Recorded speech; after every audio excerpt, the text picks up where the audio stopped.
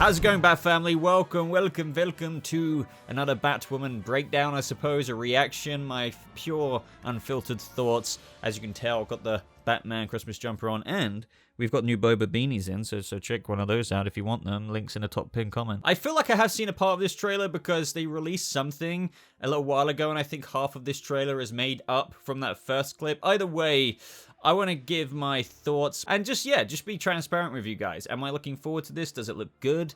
Does it look better, at least? Because I wasn't a big fan of Season 1. No disrespect to anyone who really enjoyed it. More power to you. Wow, okay, so I just realized it's got 3.2k likes and 13,000 dislikes on YouTube.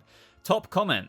I can't stop laughing. This doesn't seem to be, looking good so far. However, I will just say, I do feel like that's a lot of bandwagoning. You know, like, people just meme it to the point of even if it has improved and got better, that people still, like, the masses will not enjoy it still.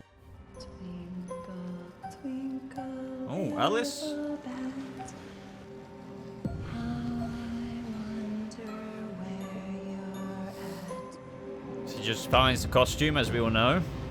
Oh. The city needs a hero. It needs a Batwoman. I don't want to give up hope that Kate's alive. This Give me a looks chance. Kate! dramatic, but understandably. Because Kate's missing, everyone's missing. Be powerful. I met the new girl. She's gonna be a handful.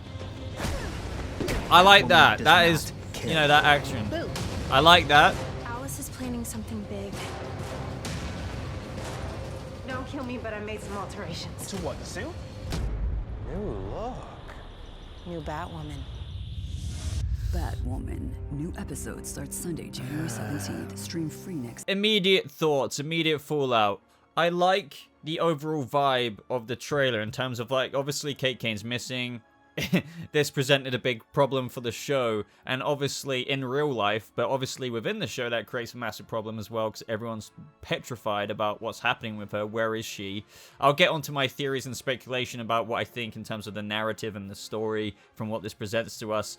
But, you know, what I will say is it gave a bit more of a dramatic edge to it. You know, we have Javicia Leslie, like, smacking that thug. I also like her quirkiness of how she pops down. It's like, hello. Complete opposite to the Kate Kane Batwoman that we had, where she's a lot more, you know, like Batman. And I didn't mind that so much. It's just this is like a new, you know, spring to life personality that I think I will enjoy in Javicia. The only thing I will say, just to be really transparent here, is that the line where it says time to be powerful. Time to be powerful. It's just, who does that? I get what they're trying to do. It's just too on the nose for me. It's just too cheesy. That right there personifies a lot of the flavor of some CW things, like this, which I think a lot of people can't get on board with. Me included, really. I'm not gonna downgrade this whole trailer just because of that, or this whole show, or write off this whole season. I do want to make that very, very, very clear to anyone who's just like, baby, you're hating on this, me. No, it's just, I think people would react the exact same if Gal Gadot put on that golden armor in Wonder Woman 1984, and she was just like, time to be powerful. Like, it's just too on the nose with your cheese. Like, I feel like you can convey messages like that without...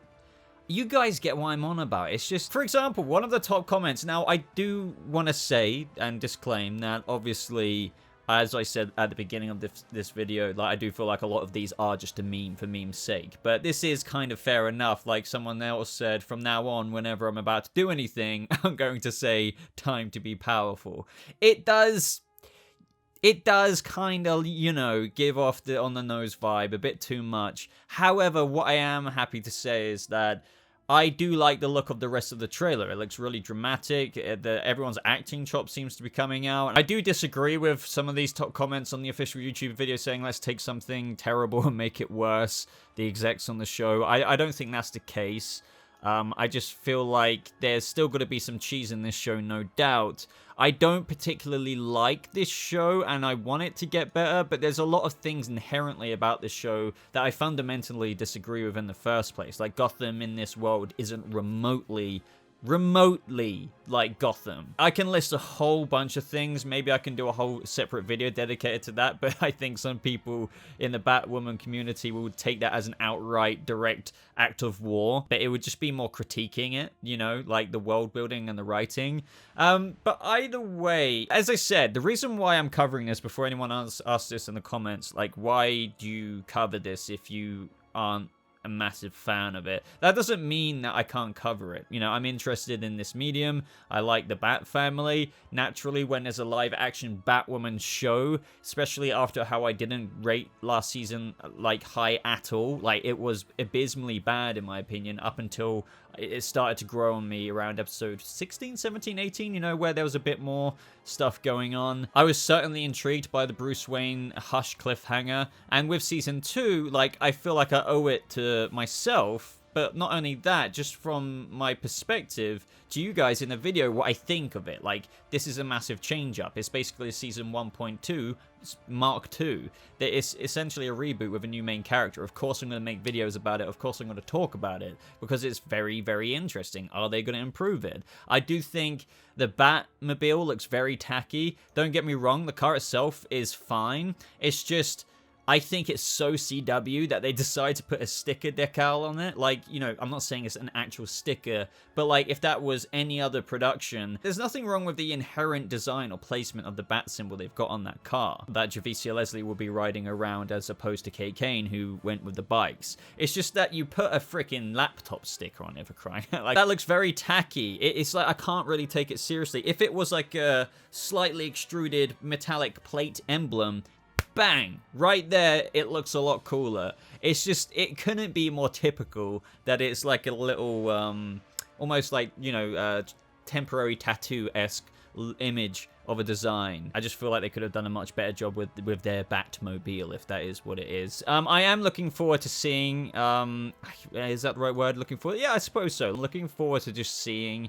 how the other characters interact with Javicia Leslie's Batwoman. You've obviously got Mary here, who seems to be up for her being the new Batwoman. You've got certain other characters like Luke Fox, who's like, Kate is Batwoman. And I totally get where they're going with this in terms of, you can tell there's going to be some characters who are really, really trying to look for Kate, like Luke, not giving up on the fact that, yeah, even though she's missing, doesn't mean we can't get her back. Like, how can you be moving on to another Batwoman when we've got this person out here missing? That doesn't seem like anything anyone would do, right? Which I understand. Like, he doesn't want to accept that, but eventually he'll have to, because, you know, Javicia Leslie will be the new Batwoman and she'll be the one protecting Gotham City. However, you know, there are going to have to be some things that they have to do, but I think they're inevitably going to skip over because they don't want to actually retread a season 1 reboot. And what I mean by that is, quite literally, no matter if she's taking karate or if she's a specialist in this, she needs to do some newbie things for several episodes. But I don't even want to see that myself. But just like, technically speaking, do you want to make sense of this? Just like how Ruby Rose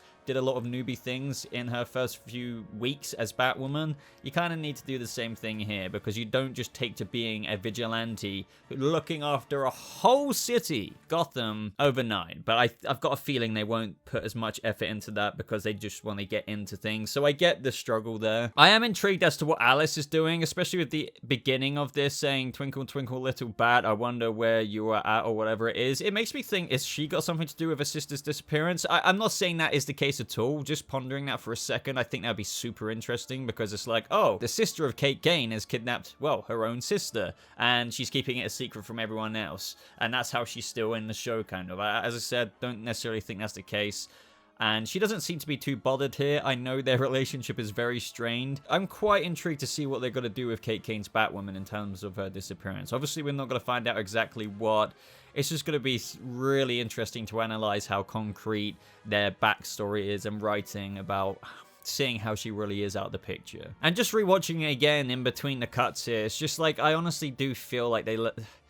Why the time to be powerful thing? It's just like, nobody does that. It's too on the nose, way too on the nose. As I said, like, if Gal Gadot's Wonder Woman did it, everyone would be taking the piss. It's like, fair enough, we get you're powerful and trying to... You don't need to...